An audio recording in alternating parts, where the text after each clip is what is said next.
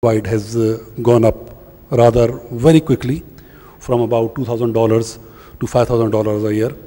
Even though most of the dairies in Pakistan, they rely on the local milk production, but many of other industries who are using the powder milk, they started buying milk from the same sources. So there was a big pressure on the supply chain, and that affected the business earlier on.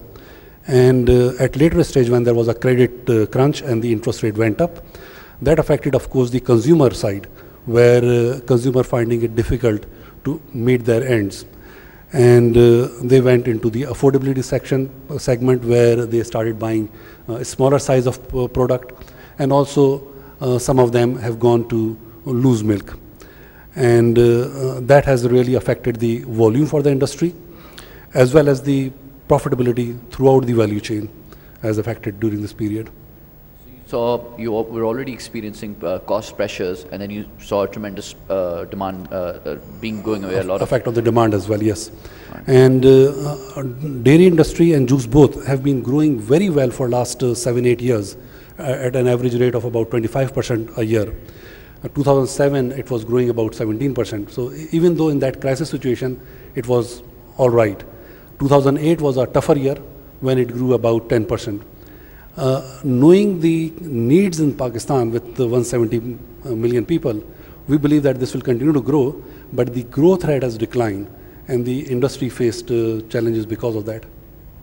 So we've gotten a good sense of chemicals, of the financial sector, of packaging. What about development? Now, obviously, Emaar is one of the most prime developers in the world when it comes to commercial real estate or high-end luxury real estate. And these are some of the major expenses that people hold off on. I mean, the last thing you want to do in a recession is to buy a villa. What happened to Emaar? How did you fare during the recession? Well, thank you.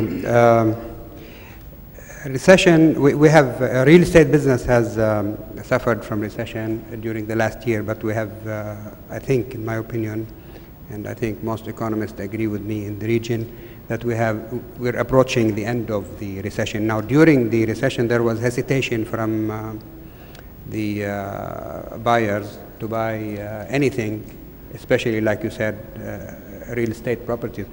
But I personally advise buyers to take advantage of the recession and buy property. It's different from a bit different from commodities and other items.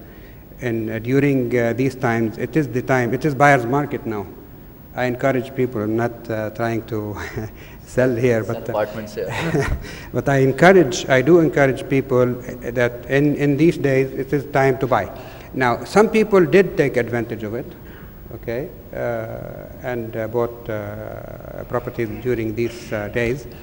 However, there is a psychological effect coming from many factors in Pakistan per se, due to economic situation in Pakistan, due to the security situation in Pakistan, and what added salt to injury was the global recession. Now, the global recession did not really directly affect Pakistan. What the existing economical situation and security issues were pressing, and the global recession added to it.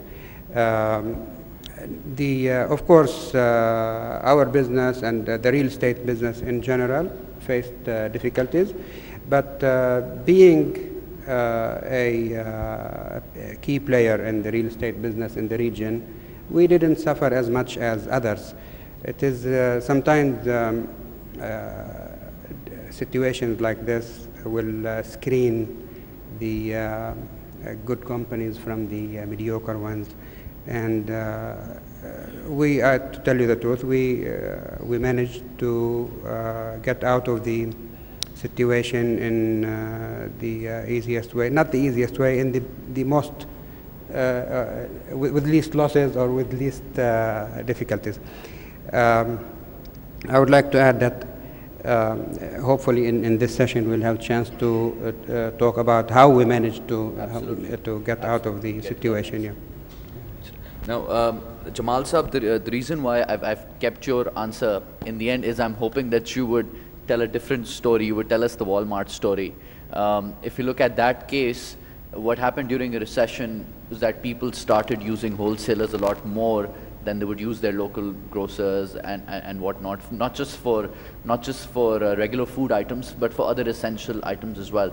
And macro had just landed in Pakistan, and I think soon after this recession hit us. Was this an opportunity, or did you fare badly as well? Actually, I'm sorry. And there are 2-3 facets to the whole thing. So there is not a straight answer that whether we fared okay or not.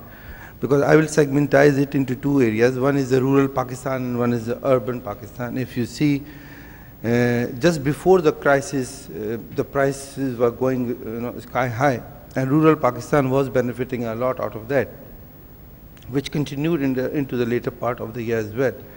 And the urban Pakistan was really suffering there. So earlier on, just before the crisis, we were merrily going on and making quite a bit of sales and top line on basic commodities. And so there was euphoria there, and that was continuing, and we were riding the wave. Just after the crisis, everything crashed.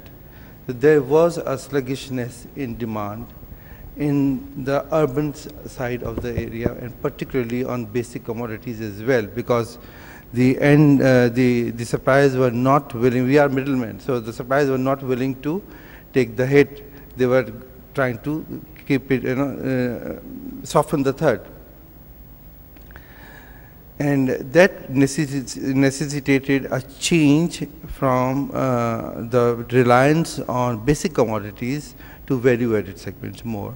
And that was the shift that came about through. The good part that happened was that rural Pakistan had a better purchasing power, and they were approaching the cities. And our locations, if you see, even in this city, we are at the 2 ends of the city, and they are, by design, not by accident. So they were approaching us, and yes, the local consumers, the end consumers, for which we are not essentially designed, because we are cash and carry, we are wholesalers, but we do keep our doors open for any end consumer who is willing to use our model, which is high volume and low margin, and take benefit of it.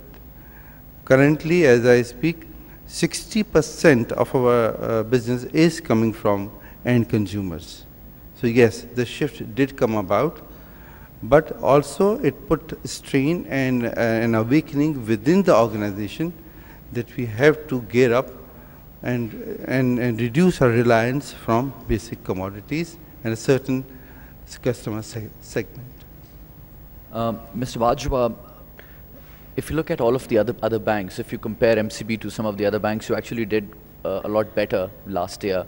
I think your profits were up about 1% as opposed to the rest of the industry, which had dwindling profits. So in an environment where non-performing loans were going up, the textile sector was struggling, the consumer loan portfolios pretty much had to be shut. There were no new car loans, no home loans, no credit card loans, and all areas of businesses were pretty much shrinking around you. What were some of the key decisions you took, or the entire management of MCB took at that time, which helped you come out on top? And what are the key structural changes you've made now, keeping this in mind for the future? Our biggest challenge over this last year, of course, has been the rising non-performing loans and the provisions that they require for us to take on the P&L account. So that's a huge drain that clearly had to be compensated through other means. And on the revenue side, that was being compensated, one, by ensuring that our balance sheet growth continued, but in a safe manner.